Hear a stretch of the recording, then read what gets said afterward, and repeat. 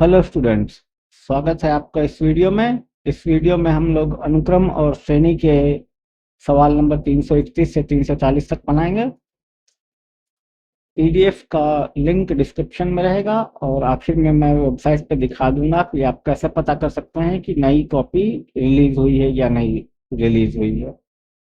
तो बिना किसी देरी के शुरू करते हैं। सवाल नंबर 321 कहता है, यदि 2x घात 4 बराबर y घात 4 जोड़ z घात 4 और एक्स वाई जेड बराबर 8 और log x आधार y log y आधार z log z आधार x गुणोत्तर श्रेणी में है, तो सिद्ध करना है x बराबर y बराबर z बराबर 2।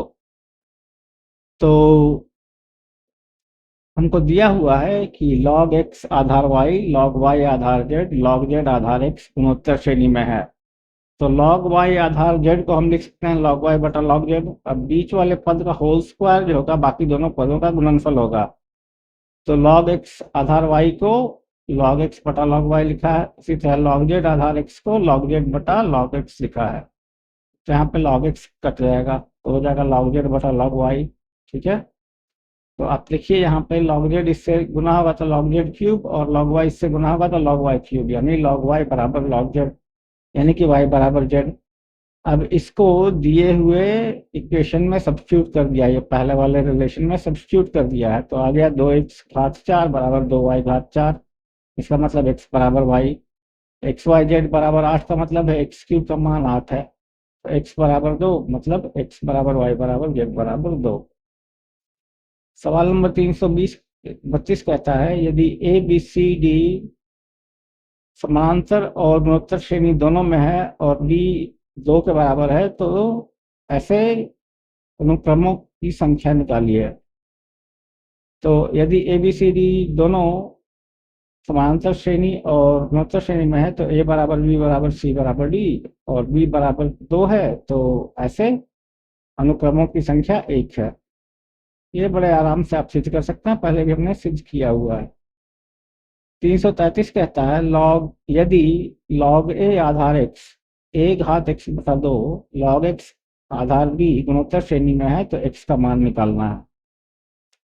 तो ये दिया हुआ है गुणोत्तर श्रेणी में है, तो बीच वाले पद का वर्ग करेंगे तो ये a घात x हो जाएगा और ये दोनों को गुना करेंगे log a Aadhaar x log x Aadhaar b।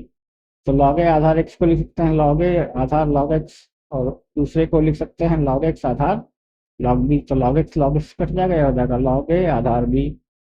अब यहाँ पे log a घात x है, यहाँ पे log a आधार b है, तो दोनों तरफ log ले लेंगे आधार a के साथ। तो लेफ्ट हैंड साइड हमारा x हो जाएगा और राइट हैंड साइड हो जाएगा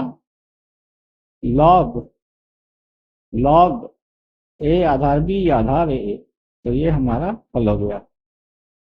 सवाल नंबर 334 कहता है, यदि m प्लस nवा और m माइनस nवा पद एक गुणोत्तर श्रेणी के क्रमशः p और q हों, तो दिखाएं कि mवा और nवा पद क्रमशः वर्गमूल p क्यूब और p गुना q बटा p के घात m बटा 2n है। तो बड़ा सीधा सवाल है, पहला पद मान लिया a और r समान अनुपात, तो m प्लस nवा पद हो गया a r घात m प्लस n माइनस 1 बराबर p और m माइनस nवा पद हो गया a r घात m माइनस n माइनस 1 बराबर q। तो भाग दे दिया, भाग देने पे r घात 2n बराबर p बटा q, यानी r का मान p बटा q घात 1 बटा 2n। अब इसको सब्स्टिट्यूट कर दिया है इसमें। ठीक है, तो a बराबर p गुना r घात 1 घटाव m घटाव n, तो p का मान a का मान p गुना p बटा q घात 1 घटाव m घटाव n बटा 2n। अब इसे tm निकाल लीजिए, tm आ जाएगा स्क्वायर रूट पी क्यू का और tn जो है वो भी जो चाहिए वो आ जाएगा। तो इसको बस हल करने की बात है, इसमें कोई दिक्कत नहीं है।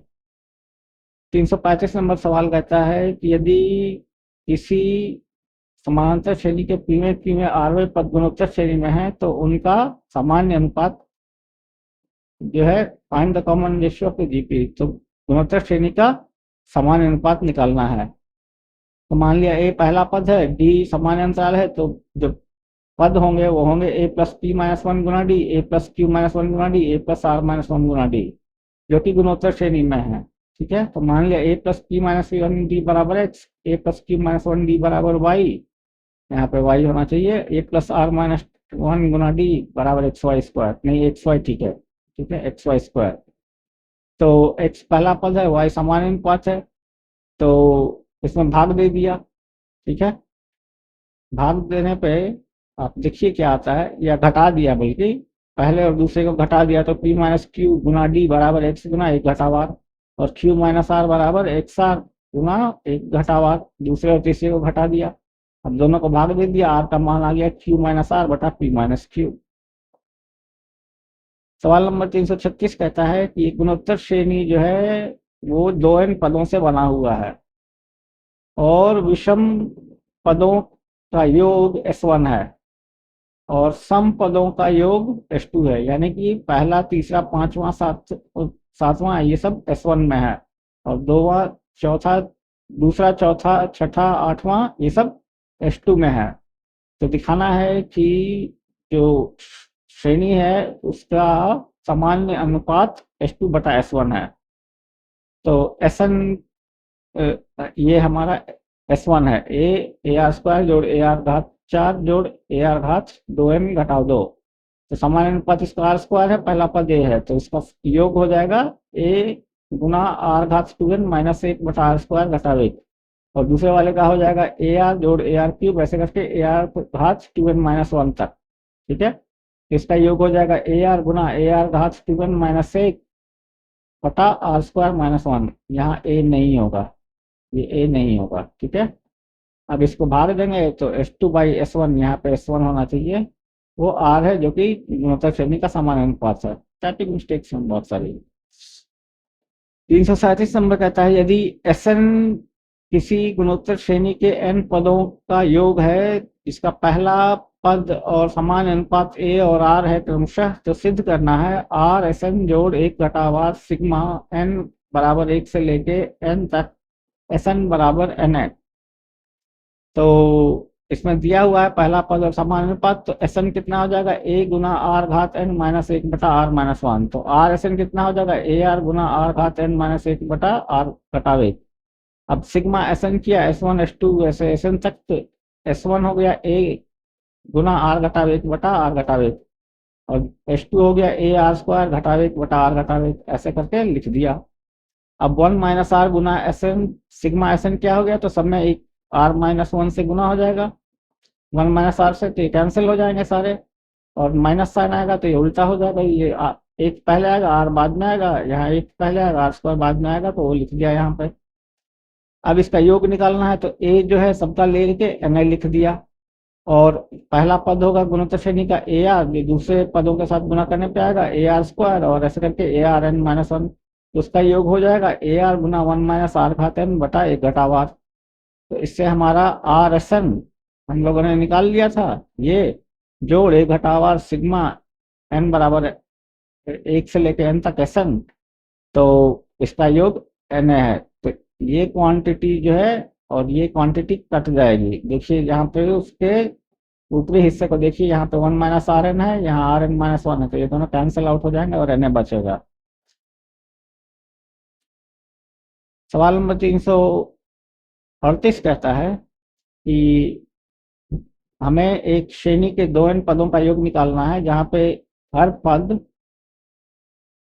पिछले वाले पद से x गुना है, और जो सम पद है और जो विषम पद है वो पिछले वाले पद से y गुना है।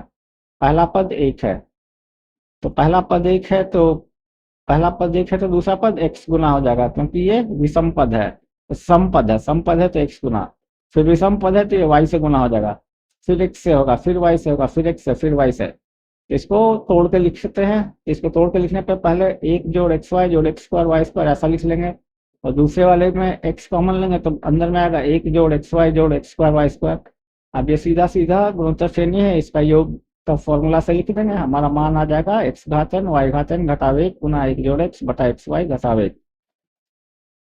सवाल नंबर 339 कहता है कि हमारे पास एक श्रेणी है संख्याओं की 49 44 89 444 889, तो इसमें हर नया नंबर जो है बीच में 48 डाल के बनाया गया है। तो 49 में बीच में 48 डाला, फिर यहाँ पे 4 8 के बीच में 48 डाला, तो ऐसे बनाया गया है। ठीक है, तो हमें सिद्ध करना है कि हर पद जो है एक पूर्ण संख्या का स्क्वायर होगा, वर्ग होगा।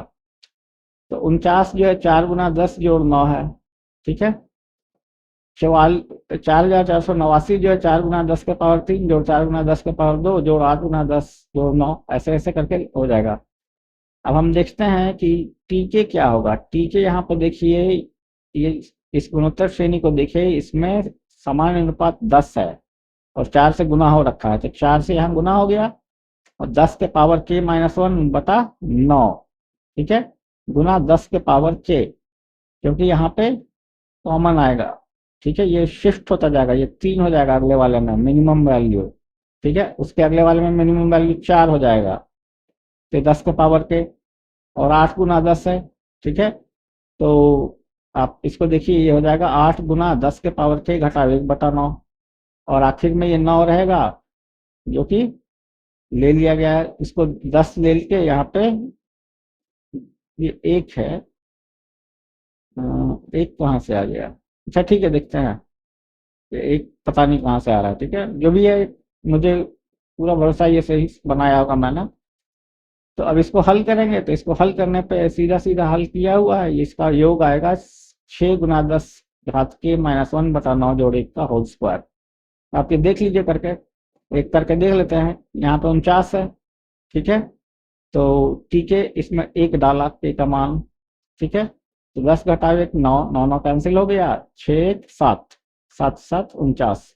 तो ठीक लग रहा है। अब 2 डालेंगे, तो 10 घात 2 100 घटाव 1 99, 9 से भागा देंगे 11 66 1 67। नहीं नहीं, 11 6 11 गुना 6 66 और 1 67। तो 67 का स्क्वायर देखिए, तो 60 का स्क्वायर 3600 होता है और 70 का होता है 4900। और 67 में आखिरी संख्या जो होगी वो 9 होगी। तो ठीक ठाक लग रहा है, 4489 अप्रोक्सीमेटली सही लग रहा है। तो देख लीजिए बना के। ठीक है, और मैं कुछ देख लेता हूँ इसमें। इसको लिखा गया है 9 गुना 10, ये दोनों को मिला के लिखा गया है 9 गुना 10 घटाव जोड़ 1। ठीक है, इसको 10 घटाव 1 लिख सकते हैं, इसको लिख सकते हैं 8 जोड़ 1। ठीक है, 8 लिखेंगे तो ये हो जाएगा 8 गुना 11। ठीक है, 8 इसमें जोड़ देंगे तो 88 हो जाएगा, है ना। 88 को लिख सकते हैं 8 गुना 10 के पावर के -1 बटा 9। ठीक है, हाँ यही किया गया, 8 जोड़ा गया है तो ये 88 हो गया। ठीक है, अब अगले सवाल की ओर बढ़ते हैं कि m चीजें जो हैं वो गुणोत्तर श्रेणी में है, जिनका सामान्य अनुपात r है, और sm जो है पहले m पदों का योग दिखाता है। तो सिद्ध करना है कि उनके दो दो करके लिए गए पदों का गुणनफल जो है वो है r बटा r प्लस 1 sm माइनस 1। थोड़ा कंफ्यूजिंग सवाल है, पर देखते हैं क्या है।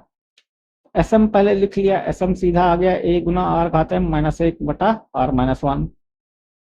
अब मान लेते हैं s जो है वो हमारा जो योग है वो चाहिए, तो s बराबर हो जाएगा सिग्मा ए आई होल स्क्वायर माइनस सिग्मा ए आई स्क्वायर बटा 2। ये हम लोग पहले भी कर चुके हैं। यहाँ पे सिग्मा ए आई क्या है, a घात r, a गुना r घात i -1 बटा r घटाव 1, तो वो यहाँ पे लिख दिया। ठीक है, और यहाँ पे फिर दूसरे को लिख दिया सिग्मा ए आई स्क्वायर को।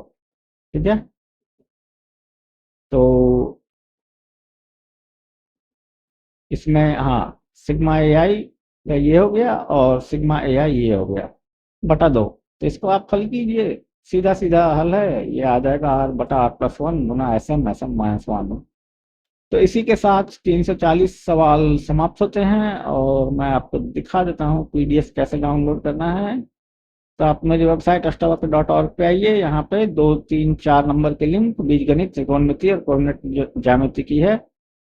तो यहाँ पे डेट दिया हुआ है, लिंक जब आप डाउनलोड करेंगे फाइल तो उसमें डेट नहीं होगी, क्योंकि अगर मैं उसमें डेट दूंगा तो यूट्यूब के हर डिस्क्रिप्शन में मुझे हर बार जाके वो डेट चेंज करनी पड़ेगी, लिंक इनवैलिड हो जाएगा। तो जब आप डाउनलोड करें तो उसमें डेट लगा लें और देखिए कि अपडेट हुआ है कि नहीं, ठीक है। अगर अपडेटेड डेट है तो आप फिर से अपलोड डाउनलोड कर सकते हैं, ठीक है। तो आपको वेबसाइट पे बार बार आना पड़ेगा, हफ्ते 10 दिन में एक बार आके देख लीजिए डेट चेंज हुई है कि नहीं।